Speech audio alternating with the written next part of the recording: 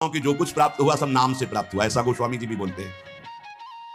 बस हम कुछ सावधानियां बता रहे हैं। नाम जापक अगर इन सावधानियों को कर ले तो बहुत जल्दी नाम सिद्ध हो जाए। पहला, हम जिस प्रभु के नाम का जप और कीर्तन करते हैं उसके अनन्य हो जाएं। अनन्य, ये खास बात है। पहली, जो नाम जप करते हैं उसके अनन्य हो जाए। उठते बैठते सोते जागते वही नाम हमारा जीवन बन जाए। बस ये बहुत खास बात है, इसलिए जल्दी इस पर स्थित नहीं हो पाते।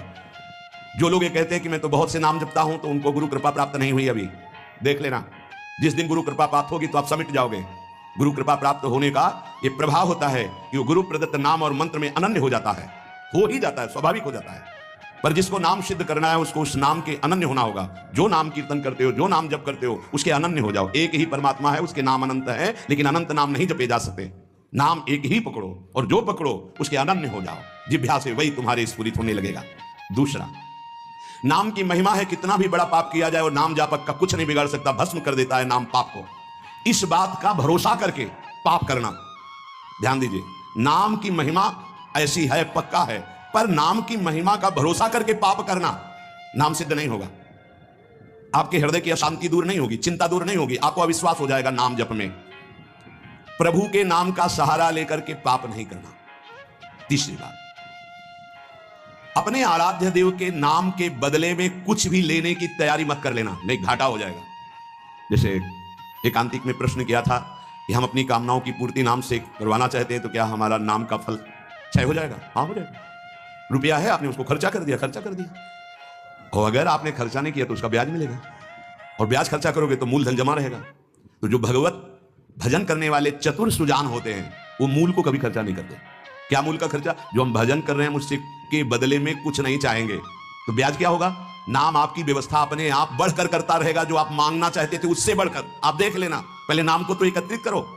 जब नाम रूपी धन एकत्रित हो जाता है तब बिना चाहे आगे से आगे भारी व्यवस्था होती रहती। सही पूछो तो केवल रोना आता है। इतना प्यार कौन कर सकता है प्रभु के सिवा? कैसे? आश्चर्य में, सर्वाश्चर्य में। कैसे तुम्हें वो वाणी की सामर्थ्य नहीं कि वो प्यार बताए? जो महापुरुष भगवान के समान है, सच्ची मानिए, व्यक्त अव्यक्त, वो आके दुलार करते हैं उस उपासक को जो केवल भरोसा ले लिया है प्रभु का, कोई कामना नहीं और नाम जप करता है। व्यक्त अव्यक्त महापुरुष आके दुलार करते तो एकांत में केवल रोना आता है कि प्रभु मुझ अधम पर इतना कैसे प्यार।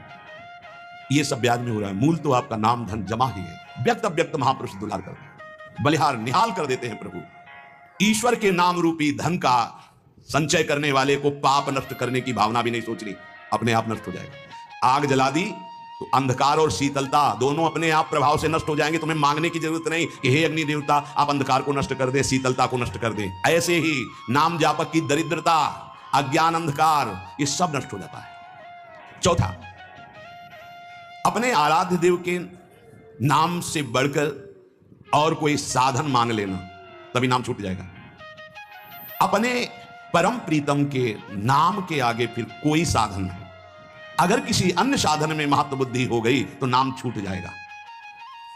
पांचवा, नाम जापक को दिखावा बिल्कुल नहीं करना चाहिए। नाम में एक रोग लग जाता है दंभ का, बनावटी पना।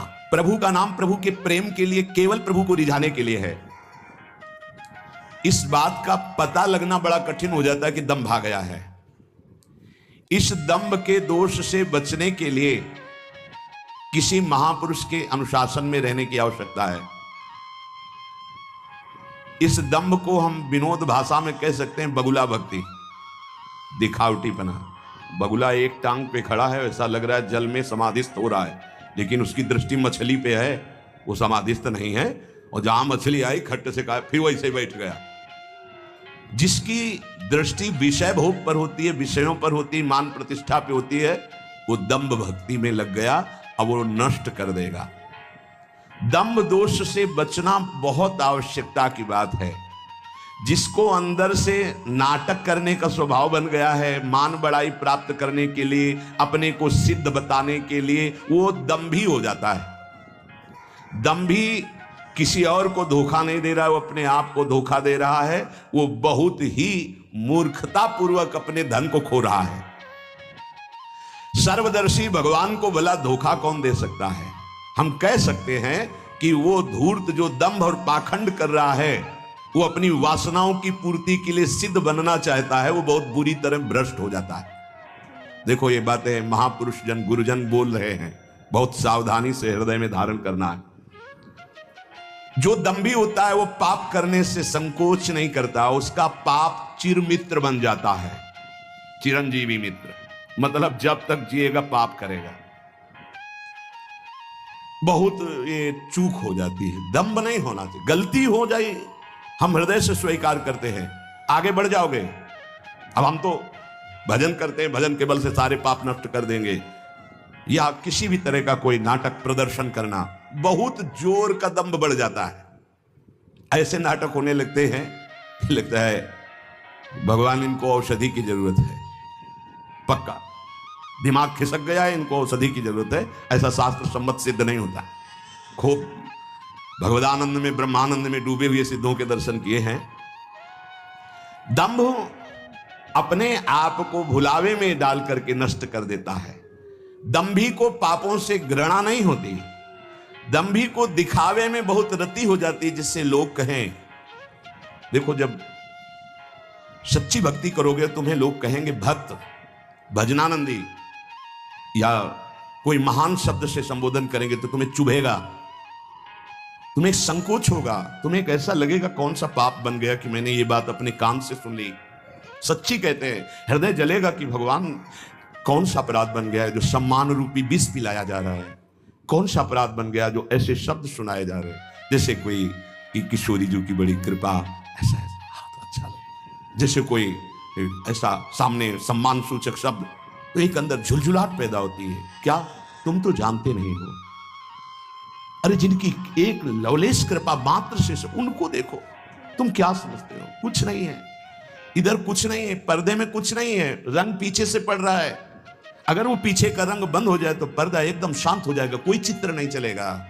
ये जो चित्र की विचित्रता है पीछे से है, भगवत प्रकाश आ रहा है, गुरु प्रकाश आ रहा है, उसको देखो। उपासक उसको देखता है, इसलिए सदैव दैन्य रहता है कि सामने तुम्हें पर्दा दिखाई दे रहा है लेकिन पीछे गुरु प्रताप है, पीछे इष्ट प्रताप है। उपासक इष्ट प्रताप को देखता है। जैसे रहीमदास जी का बड़ा यश हो रहा था, वो स्वर्ण मुद्राएं बांट रहे थे, तो ऐसे बांट रहे। किसी ने पूछा कि प्रभु आप नेत्र नीचे करके क्यों बांट रहे हैं? देने वाला तो कोई और है, उससे कोई जय जयकार कर नहीं रहा। मेरे नेत्र इसलिए नीचे है कि देने वाले को देख नहीं पा रहे हो, लोग भरम मुंह पे करें कि रहीमदास जी बांट रहे, इसलिए मेरे शर्म के कारण नेत्र नीचे।